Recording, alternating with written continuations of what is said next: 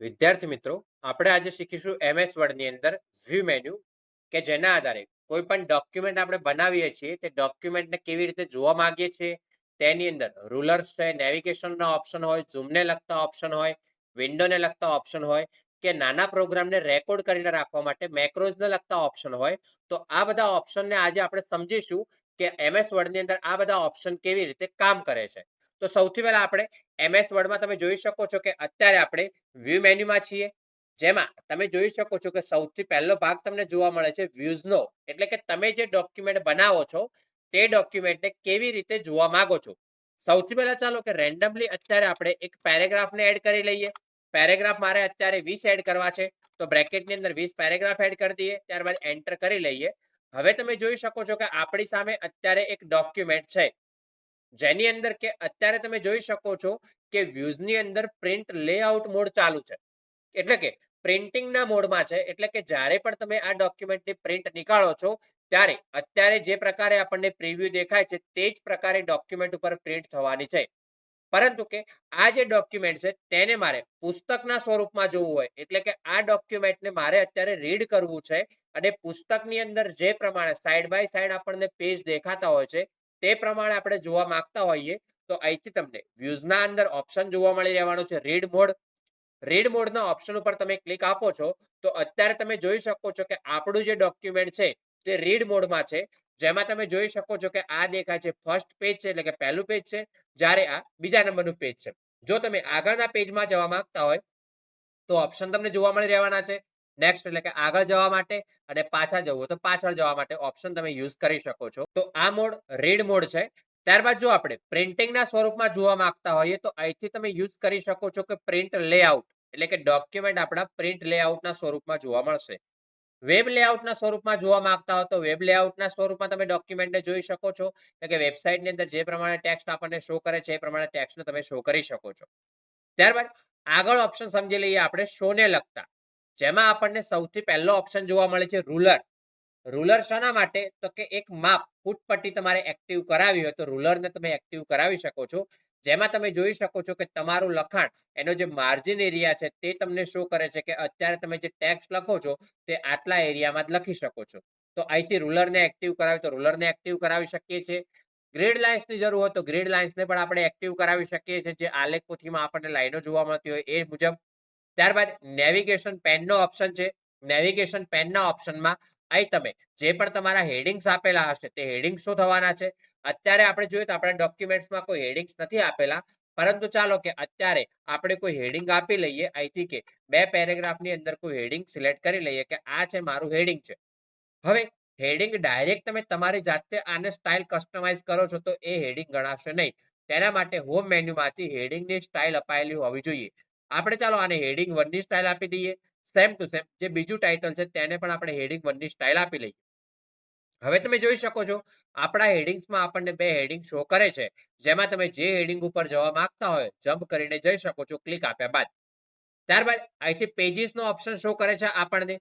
વ્યૂની અંદર અત્યારે આપણે ઓપ્શન ભણી રહ્યા છીએ નેવિગેશન પેન. નેવિગેશન ડિસ્પ્લે જોઈ શકો છો. હેડિંગ્સને આપણે સમજી ગયા. ત્યારબાદ પેજીસમાં જઈએ છીએ તો જેટલા પણ પેજીસ આપણા ડોક્યુમેન્ટમાં અત્યારે ચાલુ હશે તે પેજીસ તમને શો થવાના છે. જે પણ પેજીસ ઉપર આપણે જવું હોય તે પેજીસ ઉપર ક્લિક આપવાથી એ પેજના અંદરના જે લખાણને આપણે જોઈ શકીએ છીએ. ત્યારબાદ રિઝલ્ટનો ઓપ્શન છે. રિઝલ્ટ અત્યારે જુઓ તમને કશું જોવા નથી મળતું. જેમ કે ચાલો રિઝલ્ટમાં અત્યારે હું સર્ચ કરું છું કે આ ડોક્યુમેન્ટની અંદર જ્યાં જ્યાં વિડીયો શબ્દ છે મારે જોવા છે તો અહીંથી હું ફાઇન્ડ કરીશ વિડીયો. ત્યારબાદ તમે જોઈ શકો છો કે રિઝલ્ટમાં આપણને 16 રિઝલ્ટ શો કરે છે, એટલે કે આ જે આખું ડોક્યુમેન્ટ છે તેની અંદર 16 જગ્યાએ રિઝલ્ટ લખેલ છે. તમે જે હોમ મેન્યુમાંથી ફાઇન્ડનો ઓપ્શન યુઝ કરો છો ત્યારે તમે જે ફાઇન્ડની ડિસ્પ્લે ઓપન કરો છો ત્યારે જે ડિસ્પ્લે ઓપન થાય છે તે નેવિગેશનની જ ઓપન થાય છે, જેમાં તમે રિઝલ્ટ, પેજીસ અને તમારા હેડિંગ્સને ત્રણેયને જોવા હોય તો જોઈ શકશો. ત્યારબાદ આગળ વધીએ તો આગળ જતા ઓપ્શન તમને જોવા મળે છે ઝૂમને લગતા, કે આપણે આ ડોક્યુમેન્ટને ઝૂમ કરીને જોવું હોય તો ઝૂમ કરીને જોઈ શકીએ છીએ. ઝૂમના ઓપ્શન તમે જોઈ શકો છો કે તમને તમારી જે સ્ટેટસ બાર છે તે સ્ટેટસ બાર ઉપર પણ તમને ઝૂમના ઓપ્શન જોવા મળી રહેવાના છે, કે અત્યારે આપણું પેજ છે એ 140% છે. જો આપણે પેજને ઝૂમ આઉટ કરવા માંગતા હોય તો ઝૂમ આઉટ કરી શકીએ છીએ.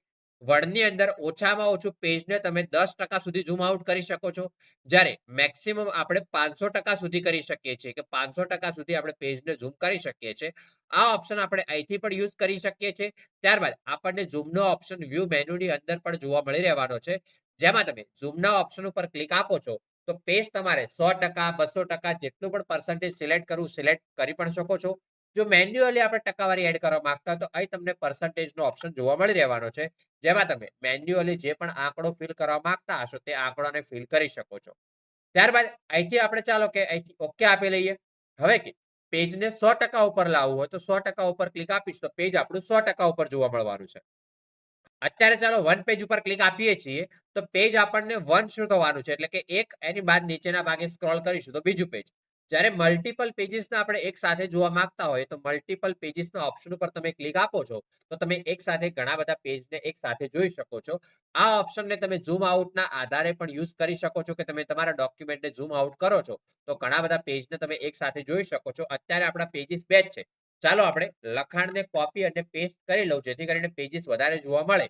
મલ્ટિપલ પેજીસના ઓપ્શન ઉપર હવે ક્લિક આપી જોઈએ તમે જોઈ શકો છો કે આપણને મલ્ટિપલ પેજીસ એક સાથે ઘણા બધા પેજીસ શો કરે છે. ડોક્યુમેન્ટને ઝૂમ આઉટ કરી લઈએ તો આપણને હજુ પણ ઘણા બધા પેજીસ એક સાથે શો થવાના છે. ત્યારબાદ પેજ વિથનો ઓપ્શન છે કે જે પેજ છે તેને પહોળાઈમાં જોવું હોય તો પેજ વિથ ઉપર ક્લિક આપીશું તો પેજ વિથ ઉપર ક્લિક આપ્યા બાદ તમે તમારા પેજને પહોળાઈમાં જોઈ શકો છો. તમે જોઈ શકો છો કે અત્યારે આપણું માપ જે છે એ 190% શો કરે છે. જો 100% હશે તો આપણે વિથમાં જોઈ શકવાના નથી. જો તેનું ઝૂમ લેવલ વધારીશું તો આપણને પેજ વિથ એટલે કે પેજ પહોળાઈમાં જોવા મળવાનું છે.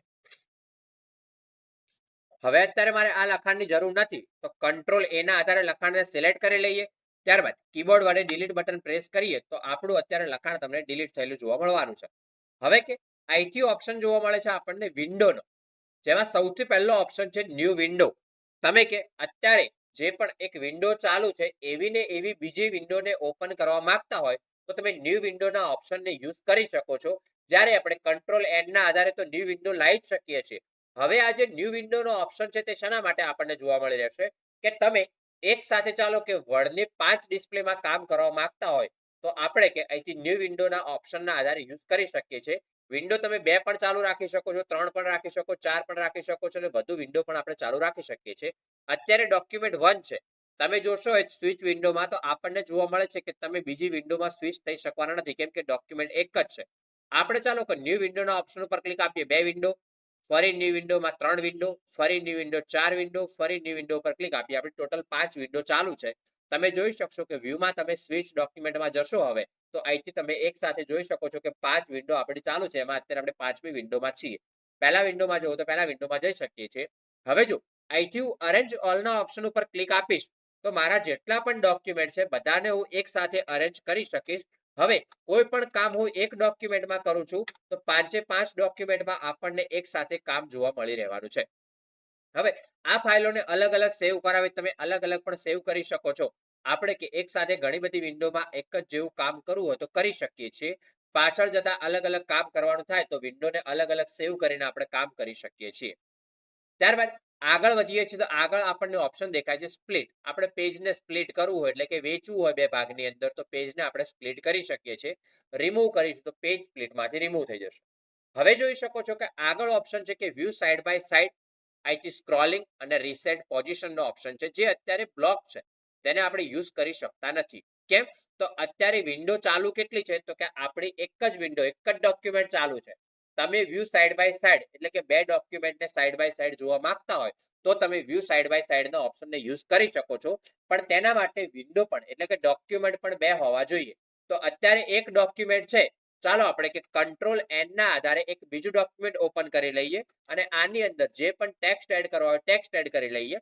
ત્યારબાદ વ્યૂમાં જઈને હવે આપણે વ્યૂ સાઇડ બાય સાઇડના ઓપ્શન ઉપર ક્લિક આપીશું તો તમે જોઈ શકો છો કે આપણા ડોક્યુમેન્ટ આપણને સાઇડ બાય સાઇડ જોવા મળે છે.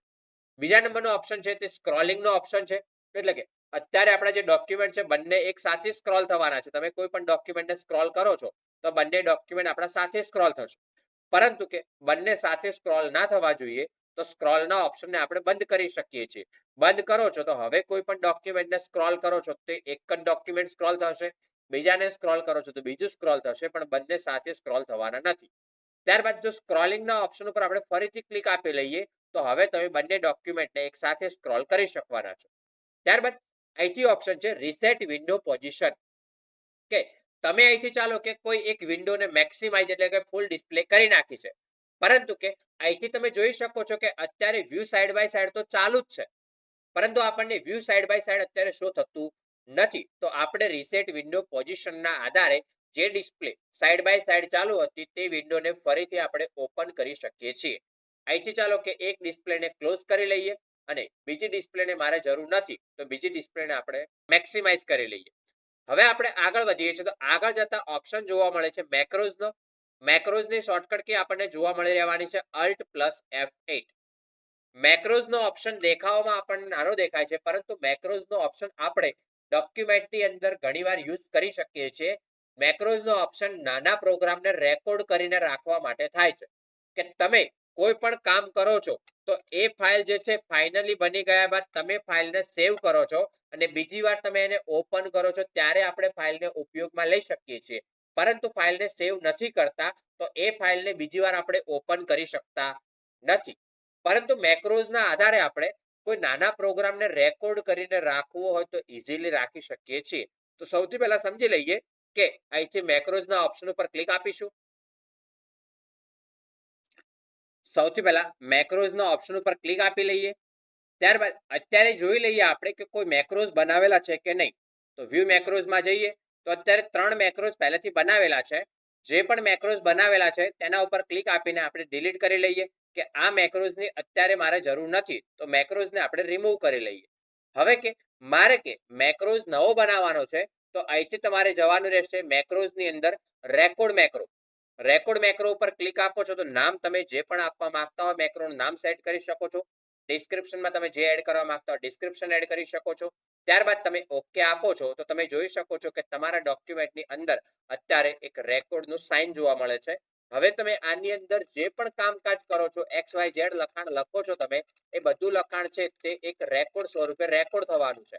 હવે કે ચાલો કે અત્યારે કે મારે આટલું કામ હતું, હવે કે રેકોર્ડને જો પોઝ કરાવવું તો પોઝ કરી શકાય. જ્યારે સ્ટોપ કરવાથી રેકોર્ડિંગ આપણું સેવ થઈ જશે. રેકોર્ડ કરી લઈએ સેવ. ત્યારબાદ આ ડિસ્પ્લેને ક્લોઝ કરી લઈએ. અહીંથી ડોક્યુમેન્ટને Ctrl+W ના આધારે આપણે ક્લોઝ કરી લઈએ. હવે આપણે એક નવું ડોક્યુમેન્ટ નવી વિન્ડો Ctrl+N ના આધારે ઓપન કરી લઈએ. હવે કે જે લખાણ આપણું હતું તે ફાઇલને આપણે સેવ નહોતી કરી, પરંતુ તે લખાણની મારે બીજી વાર જરૂર પડી તો આપણે અહીંથી વ્યૂની અંદર મેક્રોના આધારે એ ફાઇલને આપણે ફરીથી લાવી હોય તો લાવી શકાશે. તો તેના માટે વ્યૂ મેક્રોઝમાં જવાનું રહેશે અને જે પણ આપણું મેક્રોઝ બનાવેલું હશે તે મેક્રોને સિલેક્ટ કરીને રન ઉપર ક્લિક આપો છો તો તમારો જે પણ મેક્રો હશે તે મેક્રોને તમે ફરીથી રન કરાવી શકો છો. એટલે કે ફાઇલને સેવ કર્યા વગર આપણે મેક્રોની અંદર કોઈ લખાણને રેકોર્ડ કરીને રાખવું હોય તો રાખી શકીએ, જેથી કરીને બીજી વાર જરૂર પડે તો આપણે એને ઉપયોગમાં લઈ શકીએ.